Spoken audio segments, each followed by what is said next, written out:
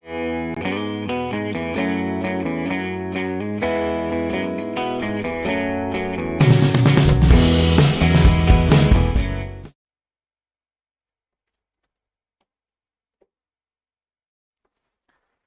प्यारे छात्रों, आप सभी का हार्दिक स्वागत है करंट अफेयर बूस्टर के हमारे सेशन नंबर 10 में। सीजन 4 जनवरी 2021 का 10वां सेशन आ गया। देखते ही देखते दिन निकलते जा रहे हैं। इस महीने में हम आपको 20 सेशंस कराएंगे, वो हमारा वादा है और वो पूरा होगा। तो कैसे हैं आप सभी लोग? पूरे जोश के साथ तैयार हैं? अगले आधे घंटे में हम देखेंगे विश्व की सबसे महत्वपूर्ण खबरें, उनका analysis, and I hope that this series is adding a lot of knowledge to you and preparing you for all the exams that lie ahead. करके दिखाएंगे। स्पिरिट रेडी है भैया, स्पिरिट ज्वलंत है। तो आज जरा कमेंट थ्रेड में सारे स्टूडेंट्स एक चीज तो लिखेंगे, करके दिखाएंगे। क्या करके दिखाएंगे? पूरे जोश के साथ पढ़ के दिखाएंगे। तो भैया कितने लोगों ने अभी तक के पूरे 10 सेशन देखे? कंफर्म करो। और काम शुरू हो चुका है। माय डियर स्टूडेंट्स, आपके बहुत प्यारे प्यारे टेस्टिमोनियल्स आ चुके हैं। जो मैं कल का सेशन लेने वाला हूं उसमें बहुत सारे प्यारे बच्चों से आपका परिचय करवाने वाला हूं। तैयार रहिए और टेस्टिमोनियल्स इस बीच और लिख दीजिए, लिंक नीचे कमेंट्स में है। हमने कल आपसे कहा था कि भैया इस चीज से हम शुरुआत करेंगे, तो बिल्कुल समय आ गया है। भारत की अर्थव्यवस्था पर हमने आपको डेडिकेटेड नॉलेज सीरीज का एक सेशन दे दिया है, सभी ने देख लिया। आज व्हाट्सएप प्रिवेसी इश्यू पर नॉलेज सीरीज का दूसरा सेशन भी रिलीज हो गया है।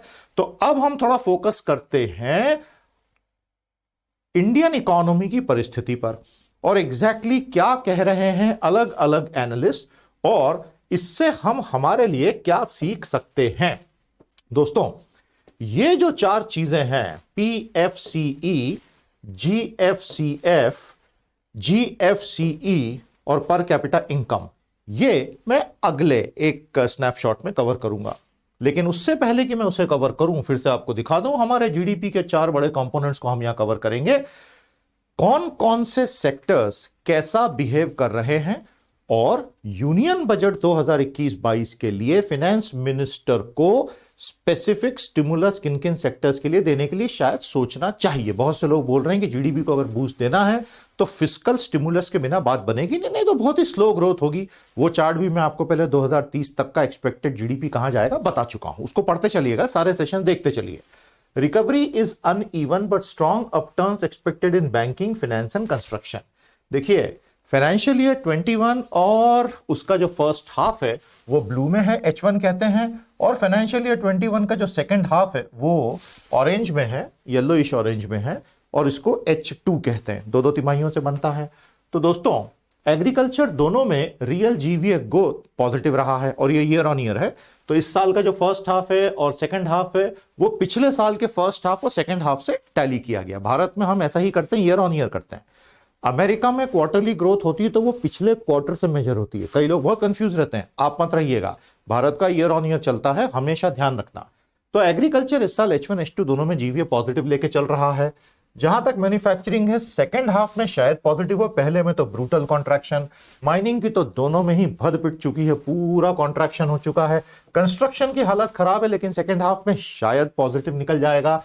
ट्रेड, हॉस्पिटैलिटी, ट्रांसपोर्ट, कम्युनिकेशंस, क्योंकि ये इंडिविजुअल ह्यूमन फेसिंग सारे के सारे धंधे और व्यापार हैं, ये दोनों में ही सिकुड़ गए हैं। याद रखिएगा, नेगेटिव यानी एक्स एक्सिस के नीचे जो जा रहा है ये पूरे क्षेत्र का सिकुड़ना दर्शाता है, which is actually very very bad thing for any economy to happen.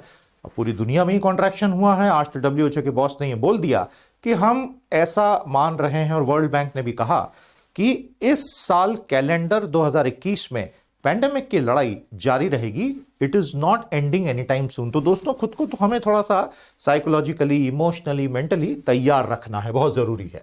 In contact sensitive services and manufacturing will be close to financial year 18 levels. अब एक चीज बहुत ध्यान से देखिएगा, 2018-19 में nominal gross value added trillions of rupees में manufacturing और ट्रेड, होटल, ट्रांसपोर्टेशन, कम्युनिकेशन में यहां दिखाई गई है। तो 2020-21 समाप्त होते होते ये बेयरली वहां तक पहुंचेंगे। अब मेरा पुराना सेशन याद कीजिए, इंडियन इकोनॉमी एक्चुअली रीसेट हो गई है ठीक 2 साल पहले के लेवल पर। तो 2018-19 में जो फिगर्स एप्लीकेबल थे, अब 2020-21 के एंड में बिल्कुल वही फिगर्स एप्लीकेबल हो गए। तो हमारा 2 साल प्रैक्टिकली वॉश आउट हो चुका है और ये ऑफिशियल सरकारी आंकड़े हैं। समझ में आ गया अभी तक का आपको? तो दोस्तों, what is the fundamental difference between GDP measurements and GVA measurement from a national income perspective? ये हमारा आज का पहला सवाल है। वॉलंटियर्स कंपाइल करते चले, अच्छे अच्छे स्टूडेंट जुड़े हुए हैं, आप आंसर्स देते चलिए। जो लोग आंसर्स दे रहे हैं थोड़ा यार उनको हौसला अफजाई करो, तो वो और जोश के साथ करेंगे। सेशन को लाइक और शेयर करो, चैनल को सब्सक्राइब करो। अब हमारी जीडीपी के इक्वेशन के कंपोनेंट सामने आ गए हैं। हमने आपको हमेशा बताया है कि हमारा जो जीडीपी है उसमें सबसे पहले आता है प्राइवेट फाइनल कंजम्पशन एक्सपेंडिचर, सी। ये रहा बहुत खूबसूरत ग्राफ है बिजनेस स्टैंडर्ड के, ध्यान से देखिएगा। लेफ्ट वाई एक्सिस पे ये जीडीपी का कितना प्रतिशत और राइट वाई एक्सिस पे इसका annual growth percentage year on year कितना प्रतिशत। पहले आप देखिए हमारा जो प्राइवेट फाइनल कंजम्पशन एक्सपेंडिचर है यानी उपभोक्ता व्यय, जो हमारे जीडीपी के इंजन का मोटा मोटा 60% होता है, जो सबसे बड़ा इंजन है भारत का। 58, 60, 59, 61, पहले हाफ में ये रह गया केवल 57.5, तो पर्सनल कंजम्पशन बुरी तरह गिरा। सेकंड हाफ में कह रहे हैं ये 60% के नॉर्मल लेवल को टच कर जाएगा, मतलब जीडीपी का जो अपने आप में कॉन्ट्रैक्ट हो चुका है। ये पहली बात। राइट साइड का वाई एक्सिस देखेंगे तो ग्रोथ आपको दिखेगा ये लाइन ग्राफ से। तो ये पहले इसमें चला गया था भैया -20 और अब ये आ गया है -0.6, मतलब घट ही रहा है। घटने की दर कम हो गई है लेकिन घट रहा है। समझ में आ गया कैसे रीड करना है? तो अलग अलग कॉम्पिटिटिव एग्जाम्स में, कैट में, सीमैट में, सीसैट में, जहां कहीं भी डेटा इंटरप्रिटेशन आएगा ऐसे ग्राफ्स आते हैं, आ सकते हैं, and you should be able to very quickly mentally figure out these things. समझ में आ रहा है ना? तो एक बार कमेंट थ्रेड में सभी बच्चे बताएंगे कि आप किस शहर से हैं या किस गांव से हैं, किस राज्य से हैं, और अगले 6 महीने में आप कौन कौन सी एंट्रेंस टेस्ट, एप्टीट्यूड टेस्ट देने वाले हैं। If you are a working professional, do share with us which company do you work in, और आपकी क्या प्रोफाइल है बताइएगा। उसी तरह प्यारे दोस्तों, ग्रॉस फिक्स कैपिटल फॉर्मेशन, आय वाला कंपोनेंट, उसकी स्थिति देख लीजिए। उसी तरह दोस्तों गवर्नमेंट फाइनल कंजम्पशन एक्सपेंडिचर, जी, उसकी फाइनल स्थिति देख लीजिए। ये है हमारे जीडीपी की इक्वेशन के 3 बड़े कंपोनेंट। चौथा होता है नेट एक्सपोर्ट, एक्सपेंडिचर, उसको भी छोड़ना है। पर कैपिटा इनकम की स्थिति मैंने आपके साथ 3 सेशन पहले कवर की थी, वो फिर से सामने आई। अच्छा, रिवीजन भी होता जा रहा है। हमारी पर कैपिटा इनकम इस साल 5.5% से गिर गई है। इसका मतलब गरीबी व्यापक स्तर पर बढ़ेगी, इसका एक ही मतलब होता है। ऑल्दो ये है भी बहुत अनइक्वली डिवाइडेड, तो जो अत्यधिक गरीब है उनकी गरीबी और बढ़ेगी, और ये 2 साल पहले के लेवल पे जाके सेट हो जाएगा। तो बेसिकली हमारी पूरी इकोनॉमी जो है ना एक तरह से रीसेट हो गई है 2 साल पहले पे, लेकिन नई अधिक व्यापक गरीबी के साथ। इसीलिए सरकार को बजट में इन लोगों का डिमांड बढ़ाने के बारे में, डायरेक्ट स्टिमुलस के बारे में सोचना चाहिए। This is the whole idea. तो दोस्तों मेरा दूसरा सवाल, व्हाट आर द 3 की learnings from the economic growth numbers of India? तो भारत के पूरी आर्थिक वृद्धि के जो हालिया आंकड़े हैं, इनसे 3 बड़े सबक हमें क्या मिलते हैं। उम्मीद करूंगा आपकी पकड़ धीरे धीरे बनती जा रही है। कुछ बच्चों ने कमेंट्स में बोला था कि सर ये बहुत टफ हो जाता है। दोस्तों करेंगे नहीं तब तक सीखेंगे नहीं, ठीक है ना? करके दिखाएंगे कि स्पिरिट यही कहती है। करते चलें, धीरे धीरे धीरे टर्म्स भी समझ में आएंगे, और आप हमारे अलग अलग कोर्सेज भी ज्वाइन कर सकते हैं। इकोनॉमी का मेरा डेडिकेटेड कोर्स फरवरी में मैं लेकर आ रहा हूं। आने वाले मंडे को उसका एनरोलमेंट पेज ऑन हो जाएगा, मैं अनाउंस करूंगा। अब हम अगले 5 मिनट कोरोना वायरस क्राइसिस पे बात करेंगे। बहुत सारे महत्वपूर्ण अपडेट्स मेरे पास रेडी हैं। So now we are going to discuss for the next 5 to 7 minutes various updates about corona virus crisis. देखिए, सामान्यतः आपने, मैंने, हम सब ने हमेशा यही प्रार्थना की कि आज जनवरी आते आते ये नाटक खत्म हो जाए, हम सबका नॉर्मल लाइफ शुरू हो जाए। दोस्तों दुर्भाग्यवश जो सच्चाई है, जो जमीनी आंकड़े हैं, फैक्ट्स ऑन द ग्राउंड हैं, वो वैसे नहीं है। और ऐसा लग रहा है कि पूरा कैलेंडर ईयर 2021 अच्छे खासे संघर्ष में बीतने वाला है। हालांकि वैक्सीनेशन हो जाएगा, सब हो जाएगा, but the pandemic is not ending any time soon. समझ रहे हैं? एट द सेम टाइम हमारे स्टॉक बाजारों को इससे कोई लेना देना ही नहीं, वो तो अलग ही भाग रहे हैं। जो हमने आपके साथ बबल कल कवर कर लिया था, स्टॉक मार्केट बबल, सबको समझ में आ गया था कल। कौन सी 3 चीजें याद है ना? Good good good. Corona virus crisis का लेटेस्ट अपडेट आपके सामने है। 9 करोड़ 10 लाख केसेस हो गए, लगभग 20 लाख मौतें हो चुकी हैं, और ऐसा नहीं है कि यह कर्व ऐसा फ्लैटन हुआ है कि पूछो मत, बिल्कुल नहीं। दोस्तों वर्ल्ड बैंक ने आज यह कहा है कि कोविड-19 पैंडेमिक का नेचर प्रोट्रैक्टेड हो गया है। प्रोट्रैक्टेड का क्या मतलब होता है? लंबा खिंच गया रबर बैंड की तरह। और अगर उसे जल्दी से खत्म नहीं किया गया तो करोड़ों हाउस होल्ड्स और बिजनेसेस को long lasting balance sheet problems होने वाली है। यह वर्ल्ड बैंक का आज का स्टेटमेंट है। रशिया ने अपनी पूरी नीति बदल दी है। हर वयस्क आदमी और औरत को वैक्सीनेशन लगाया जाएगा। सारे रिस्ट्रिक्शंस हटा लिए गए। तो पुतिन कितना गंभीरता से इस क्राइसिस को समझ रहे हैं, इससे आप अंदाजा लगा लीजिए। रशिया की पॉपुलेशन कितनी, by the way? America is bringing another Covid relief package very soon. और बाइडेन रिपब्लिकन से बातचीत करके, उनको प्लेकेट करके बीच का रास्ता निकाल के स्टिमुलस पैकेज लाने वाले हैं। जापान ने टोक्यो से बियॉन्ड स्टेट ऑफ इमरजेंसी को और लंबा खींच दिया है। तो इस साल ओलंपिक्स नहीं होंगे। Olympics will be 2022 if it all. UK variant जो है, आपको पता है ना, अभी 3 से 4 अलग अलग म्यूटेशंस आ चुके हैं, जो बहुत सामान्य प्रक्रिया है वायरसेस, बैक्टीरिया में वगैरह। Mutations are a law of nature. It is only the harmful mutations from a human perspective that should bother us. Mutation हो गया वायरस में, यानी कि विषाणु में, या बैक्टीरिया में, यानी कि जीवाणु में, ये कोई डर के रोने की बात नहीं होती है। ये तो अगर प्रकृति है तो म्यूटेशन तो हो गई ना। उसमें से केवल वो म्यूटेशंस खतरनाक होते हैं जो इंसान को मारेंगे ज्यादा जोर से। अब ये यूके वेरिएंट जो है, इसकी ट्रांसमिसिबिलिटी पहले से 70% ज्यादा है, इसीलिए ये पुराने वेरिएंट को रिप्लेस करते जा रहा है। प्रकृति के खेल देखिए क्या निराले हैं। मेरा अगला सवाल नोट कीजिएगा। What kind of mutations in the coronavirus virions are of real concern to mankind? बहुत अच्छा सवाल है। इन सवालों के जवाब भी लिखिए, सवाल भी लिखते चलें। अब मैं आपको 4 बड़ी बातें बता रहा हूं, शांति से सुनिए।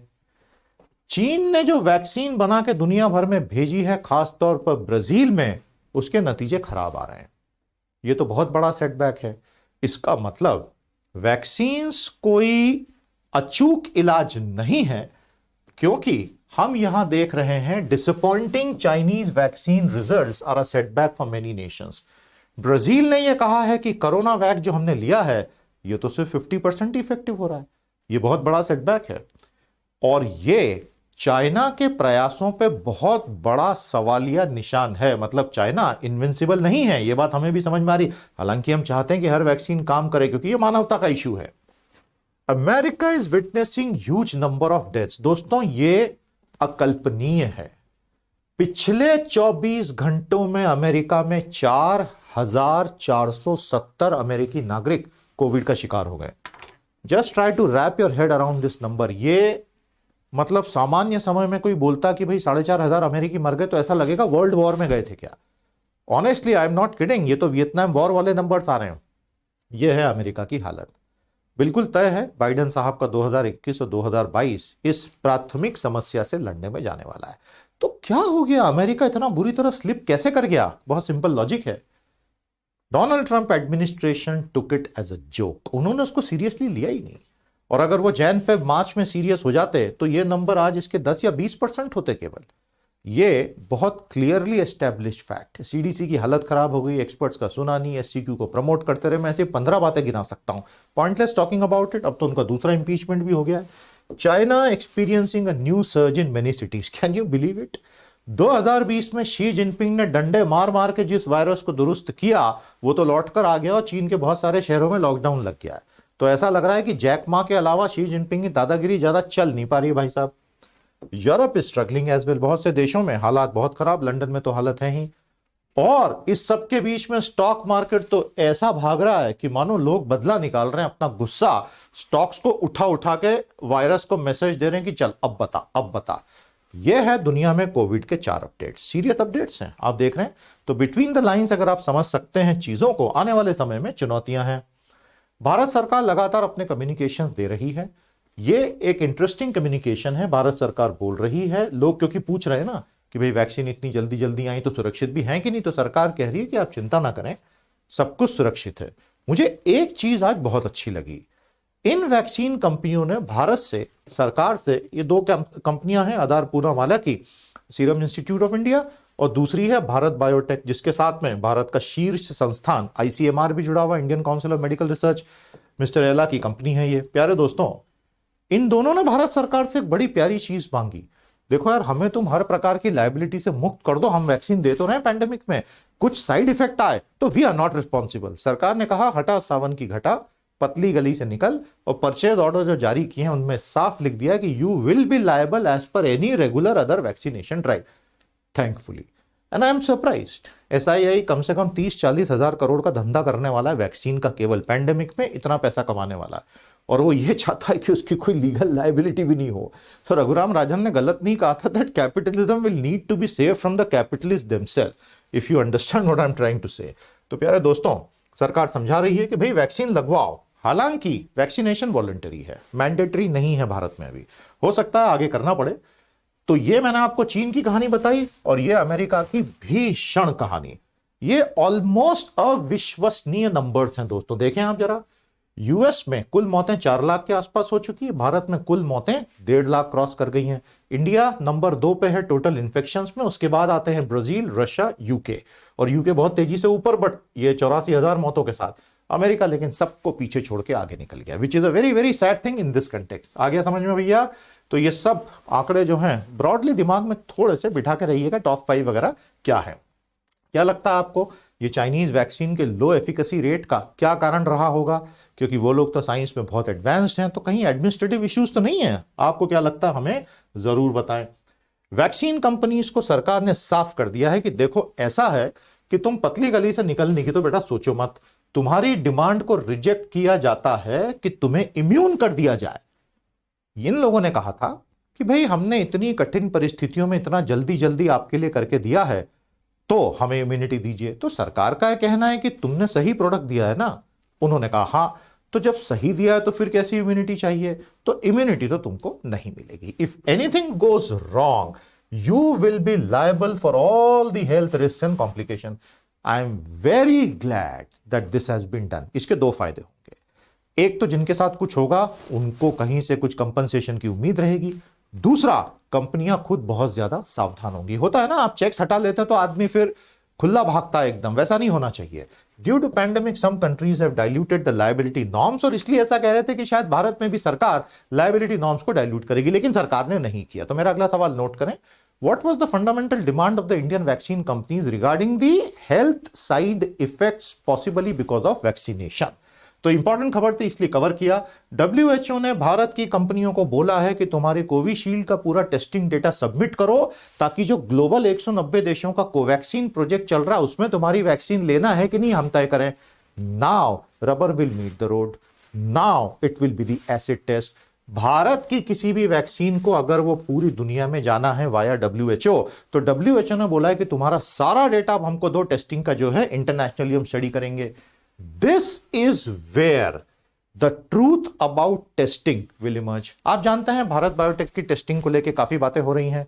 भोपाल में बता रहे हैं कि बहुत सारे भोपाल गैस पीड़ितों पर उन्होंने बिना बताए कुछ और ही बताकर उनको वैक्सीन लगा दिया कि ये तो फाइनल वैक्सीन है। तो इन सब चीजों पर विराम लग जाएगा, और अच्छी बात है ना, इंटरनेशनल पीयर रिव्यू जो होगा, साइंटिफिक रिव्यू होगा, it will put to rest all the various kinds of allegations and counter allegations and claims and counter claim, and it will give international recognition. ये सही तरीका है। तो अब आने वाले 1, 2, 3, 4 हफ्तों में हमें पता चलेगा कि हम कितना इसमें आगे जा रहे हैं। तो ये ग्लोबल जो कोवैक्स का पूरा है, अब ये तेजी से आगे बढ़ेगा। India is a leading vaccine manufacturer. दुनिया में सबसे बड़ी वैक्सीन मैन्युफैक्चरिंग कैपेसिटीज में से एक भारत है, और उसमें भी एसआईआई है। तो हमें घबराने की तो आवश्यकता कहीं से कहीं है ही नहीं। दोस्तों, अब मैं थोड़ा सा गियर बदल रहा हूं। इससे पहले कि गियर बदलूं, मेरा अगला सवाल नोट करें। What has been the biggest vaccination success of India till date? Bharat की अभी तक टीकाकरण के क्षेत्र में सबसे बड़ी सफलता क्या रही? अब हम गियर बदल रहे हैं और अब हम स्वच्छ भारत की तरफ मुड़ रहे हैं। मैं आपको इससे जुड़े पब्लिक पॉलिसी डॉक्यूमेंट्स के कुछ इश्यूज बताने जा रहा हूं। बहुत बढ़िया एनालिसिस है, और ये एक रिमाइंडर है कि पब्लिकली अवेलेबल डेटा पॉइंट्स को मैनिपुलेट करना कई बार बड़ा मुश्किल हो जाता है, क्योंकि वो सब एक दूसरे की कहानियां बताने लगते हैं। देखिए क्या हुआ है। माय डियर स्टूडेंट्स, अब जो ग्लोबल डेटा आया है, 1 साल हो गया पैंडेमिक का, जब एक्सपर्ट्स उसका पूरा एनालिसिस कर रहे हैं, they are joining the dots, तो वो बोल रहे हैं कि यार एक बहुत बड़ा विरोधाभास है। जिन देशों में सैनिटेशन और हाइजीन खराब है, वहां की मृत्यु दर कोविड की कम है। जिन देशों में सैनिटेशन बहुत अच्छा है, साफ सफाई बहुत अच्छी है, ओपन डेफिकेशन फ्री है, वहां कोविड की मौतें बहुत ज्यादा हो रही हैं। तो अब भारत में तो मौतें बहुत कम हुई हैं, तो इसका क्या मतलब होगा? So my dear students, in a not so, ये नॉट मिस हो गया इसमें से, in a not so flattering analysis, countries with poor hygiene showed lower number of deaths. तो अगर ऐसा है तो भारत सरकार का ही स्वयं का ये जो दावा है कि हमारे यहां की मौतें, ये मैं आज का इनके Covid India fights corona handle जो है, हैशटैग इंडिया फाइट्स कोरोना वगैरह, वहां से लेकर आया हूं। तो ये जो दावा है फिर कहीं ना कहीं रिवर्स में ये बताता है कि सैनिटेशन के फिगर्स शायद वो नहीं हैं जो दावे किए गए हैं कि हम 100% ओपन डेफिकेशन फ्री हो गए हैं। अगर हो गए होते तो मौतें ज्यादा होती। So this is a remarkable way statistical analysis comes out. अब आप नेचुरली सवाल पूछ सकते हैं कि भाई ये एनालिसिस जिन्होंने भी किया है, क्या ये हमारे दूसरे सर्वे से मेल खाता है? तो मैं आपके लिए वो डेटा भी लेकर हाजिर हूं। मिंट अखबार ने बहुत बड़ा एक एनालिसिस छापा है जिसमें उन्होंने 2-3 चीजों को जोड़ के कुछ कंक्लूजन्स डिराइव किए हैं। मैं समझा देता हूं ये कहानी क्या है। दोस्तों, 1950 के दशक से भारत में एक चीज में निवेश बहुत ज्यादा हुआ था, और वो था भारत के statistical systems. Ministry of statistics में 1950 से पैन इंडिया सर्वे शुरू हो गए थे, क्योंकि सरकारी नीति निर्माण के लिए सच्चा डेटा चाहिए, नहीं तो फिर हवा हवाई के लिए तो कोई भी बना सकता है। You will be surprised to know that in 1950s, 60s and 70s, the quality of data collection and credibility and integrity of data was so high. Edward Deming, quality के गुरु, अमेरिका से बोले थे कि हम यकीन नहीं कर सकते कि भारत जैसा गरीब देश इतने व्यापक स्तर पर इतने बड़े स्टैटिस्टिकल सर्वेस कर भी सकता है। लेकिन भारत के स्टैटिस्टिशियंस ने यह कमाल करके दिखाया। तो इंडियन स्टैटिस्टिशियंस जिंदाबाद और इंडियन स्टैटिस्टिकल एस्टेब्लिशमेंट जिंदाबाद, क्योंकि यह आसान काम नहीं है। लेकिन भारत का 70 साल का स्टैटिस्टिक्स का शानदार एक पूरी पेडिग्री है। उसी के चलते NFHS 5 का डेटा आया है, नेशनल फैमिली हेल्थ सर्वे। लेकिन इस पर बात करने से पहले मैं आपको फिर से याद दिला दूं, अभी हमारा फोकस किस चीज पर है कि भाई डेथ रेट और सैनिटेशन का जो रिलेशन है वो तो भारत में अब कंट्रोवर्शियल दिख रहा है, क्योंकि अगर हमारे यहां 100% ओडीएफ है तो मौतें ज्यादा होनी चाहिए थी। ये ग्लोबली लोग समझ रहे हैं।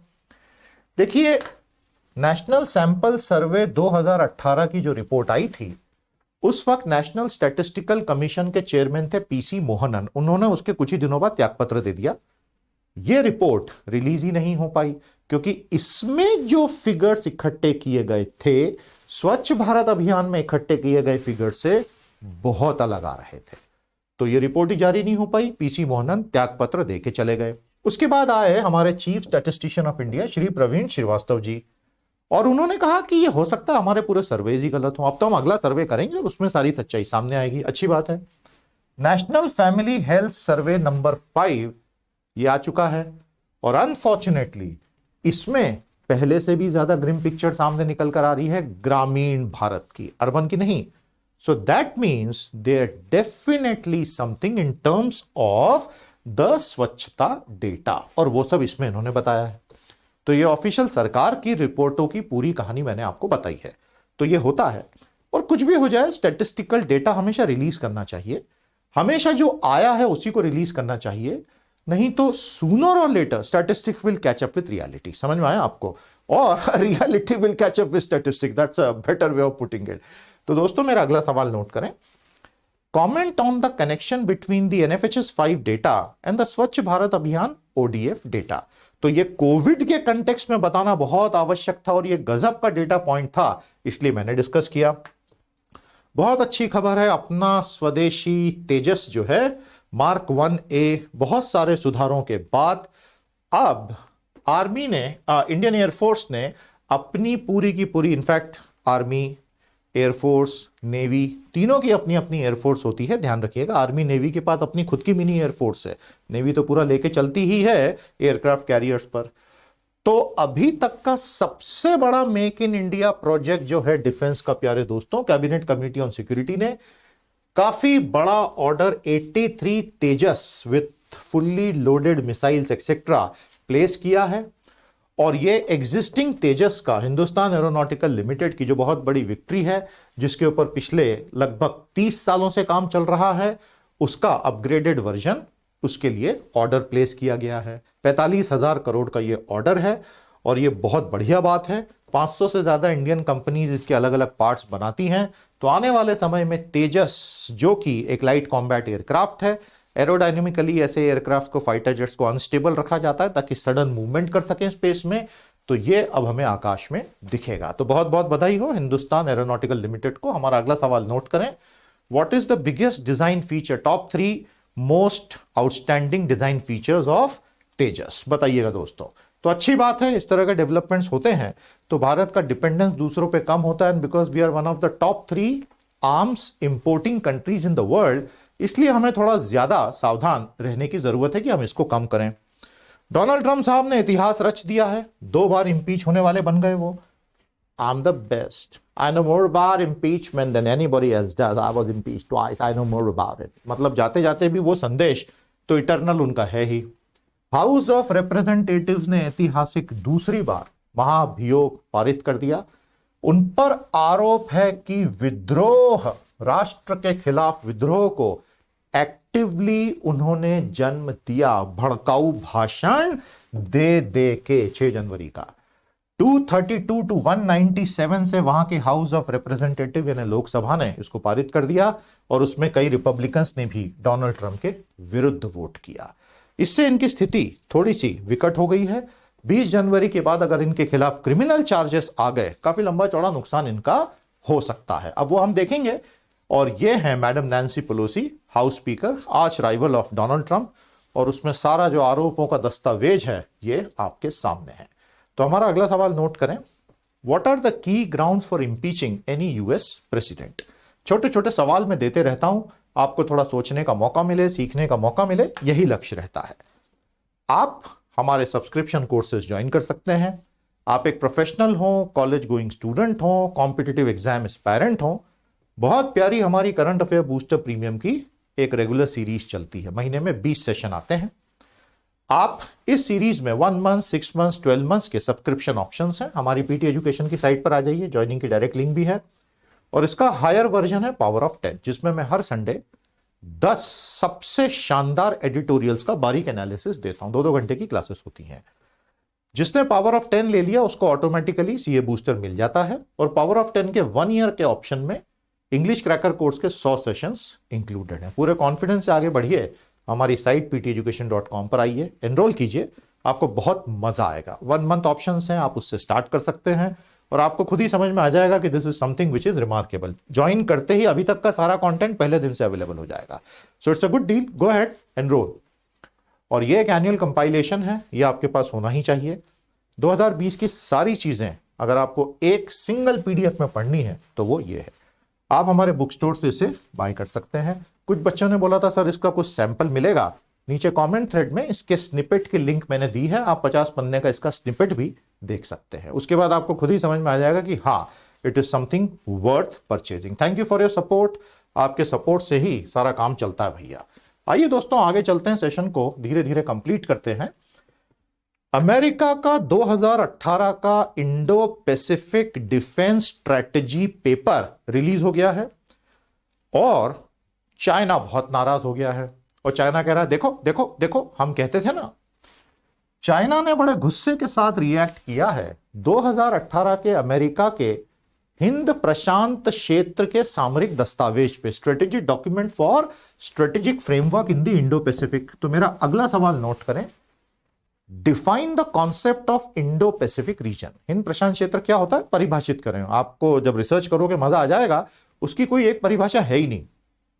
अमेरिका ने इस डॉक्यूमेंट में यह लिखा था 2018 में जब ट्रंप थे कि हमें पूरी ताकत से हिंदुस्तान को सपोर्ट करना है ताकि वो चीन के विरुद्ध हमारा साथी बने, काउंटर बैलेंसिंग फोर्स बने। तो चाइना यही कह रहा है कि आप देख रहे हैं अमेरिका कितना डेस्परेट है हमें दबाने के लिए, ये वो। देखिए हर बुली ऐसा ही कहता है, हर बुली हमेशा कोई ना कोई एक्सक्यूज ढूंढता है कि कैसे उसकी बुलिंग एक्टिविटीज को वो किसी थर्ड पार्टी के उसके खिलाफ किए जा रहे कार्यकलापों से जस्टिफाई करते हैं। लेकिन हम सब जानते हैं चाइना क्या है, तो उसके कहने से कुछ होता नहीं है। लेकिन इंटरेस्टिंग चीज इंडिया के लिए थी कि America sees it as a very big partner in this reason.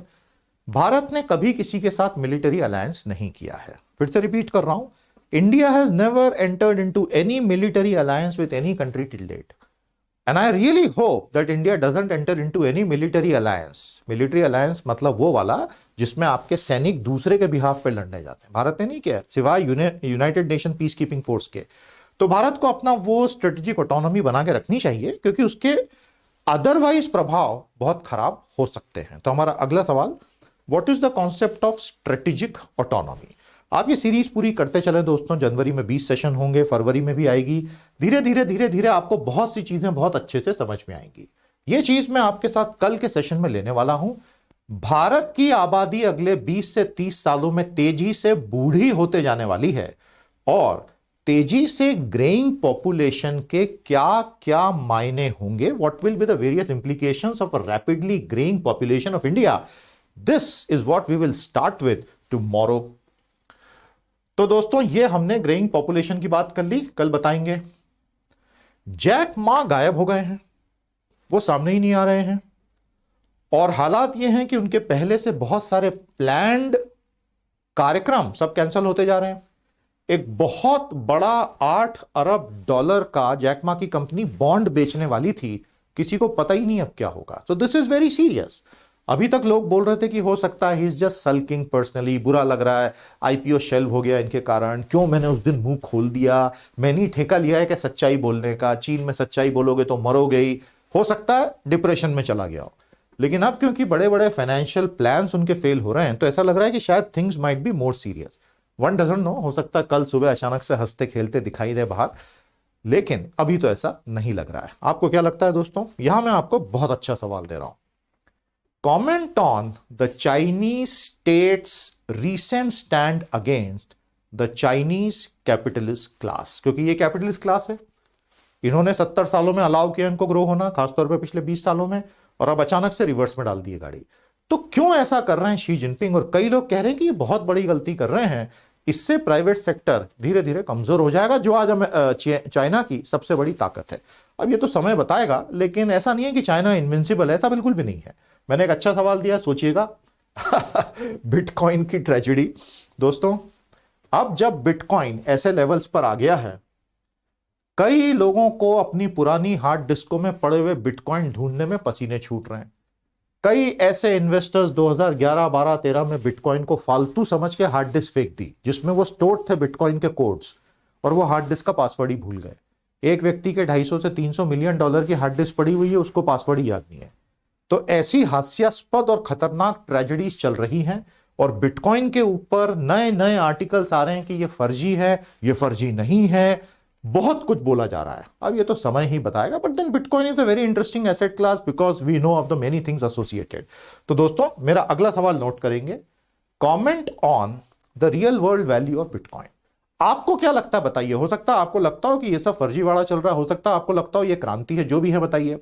जाते जाते आज की हमारी आखिरी खबर, फिर 2 एडिट्स देंगे। एक बहुत बड़े निर्णय में इलाहाबाद हाईकोर्ट ने हाल ही में अनाउंस किया है कि 2 अलग अलग धर्मों के भारतीय वयस्कों की शादी के लिए कंपलसरीली 30 या 60 दिन का पब्लिक नोटिस एडवांस में जारी करना उनकी निजता का संपूर्ण हनन माना जाएगा। और ऐसा कोई भी कानून अगर बनाया जाता है तो उसमें ऐसा पब्लिक नोटिस केवल उन दोनों एडल्ट्स की लिखित मर्जी से ही वॉलंटरीली छापा जा सकता है। अदरवाइज वो स्वतंत्र हैं शादी करने के लिए, और कोई सरकार उन पर दबाव नहीं डाल सकती। यही कॉन्स्टिट्यूशनल व्यवस्था एडल्ट्स के केस में है। ये इलाहाबाद हाईकोर्ट ने कल आदेश जारी किया है। उम्मीद करूंगा आपका समर्थन मिलेगा, और ये हमारे आज के दोनों एडिट्स हैं। तो आज मैंने व्हाट्सएप पे जो वीडियो जारी किया है उसको बहुत अच्छे से देख लेना। विवेक वाधवा का ये खूबसूरत हिंदुस्तान टाइम्स का एडिटोरियल उस पूरे विचार को आगे बढ़ाता है, और यहां बता रहे हैं कि बजट में क्या क्या होना चाहिए। हम बजट से जुड़ी बहुत सारी बातें आने वाले समय में करेंगे भी। तो इसी के साथ दोस्तों, आज का सेशन अब समाप्त करने का समय आ गया है। कैसा लगा आपको सेशन 10? लाइक कीजिए, शेयर कीजिए, चैनल को सब्सक्राइब कर लीजिए, दोस्तों को भी जोड़िए, और आप क्या क्या हमसे पढ़ना चाहेंगे हमें बताते चलें।